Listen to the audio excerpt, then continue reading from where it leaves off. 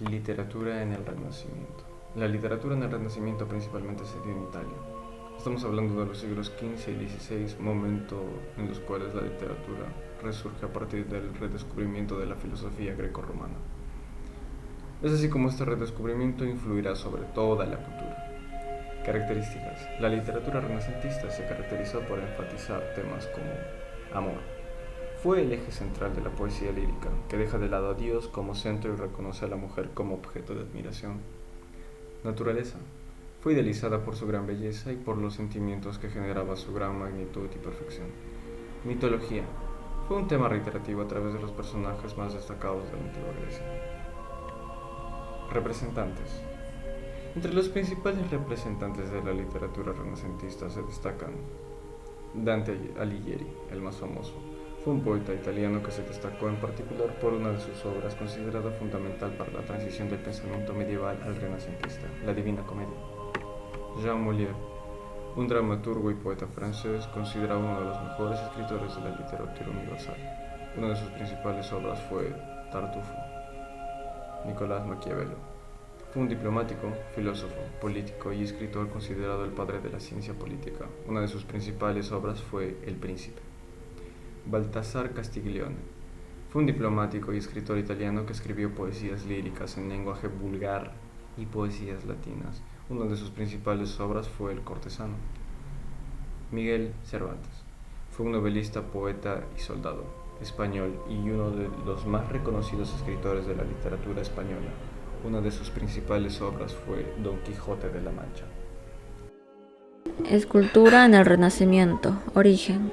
La escultura renacentista se caracterizó por una vuelta a la antigüedad clásica y al empleo de materiales nobles, como el mármol y el bronce, y la difusión de temas profanos y alegóricos, en especial el desnudo. Los escultores renacentistas, impregnados de cultura humanista, adquirieron poco a poco la convicción de que la perfección plástica solo podía alcanzarse con la imitación de la antigüedad. Esta nueva tendencia revolucionó el arte. Características de la escultura renacentista. La escultura renacentista se independiza de la arquitectura, adquiere interés por sí misma. Abundan los temas mitológicos, pero continúa siendo fundamentalmente cristiana, aunque subordina el simbolismo religioso a la consecución de la belleza. Hay un gran interés por las texturas de las superficies, con acabados muy pulidos y tersos, y en ocasiones muy expresivos. Pintura en el Renacimiento. Uno de los pilares fundamentales de la pintura del Renacimiento es la búsqueda de la perfección en la perspectiva y la proporción, la correcta representación del espacio, dándole a las obras profundidad, y la tercera dimensión será lo más buscado por los artistas. Para lograr conseguir estos efectos se establecen unas leyes y normas para representarlos de mejor modo. Un ejemplo de ello es el claroscuro o el esfumato. Se empezaron a utilizar esquemas geométricos como la pirámide para organizar la composición espacial de la imagen.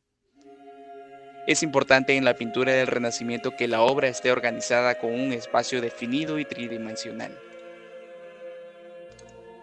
Características. La anatomía física era un punto muy importante, dándole al cuerpo humano un carácter naturalista. Además, reapareció el cuerpo desnudo. Para crear cuerpos perfectos se estudiaba anatomía y se le daba mucha importancia a la proporción y a las relaciones anatómicas. La arquitectura en el Renacimiento está inspirada en las arquitecturas griegas y romanas. Los arquitectos dentro del Renacimiento siguieron los métodos trazados por Brunel Schein. Sin embargo, responsables de la plena recuperación del lenguaje clásico, el dominio clásico se logró de hecho a lo largo del siglo XV. Obras que representan la arquitectura en el Renacimiento serían la Basílica de San Lorenzo de Florencia, la Capilla de Pazzi, la fachada de Santa María Novella y el templo malastesiano.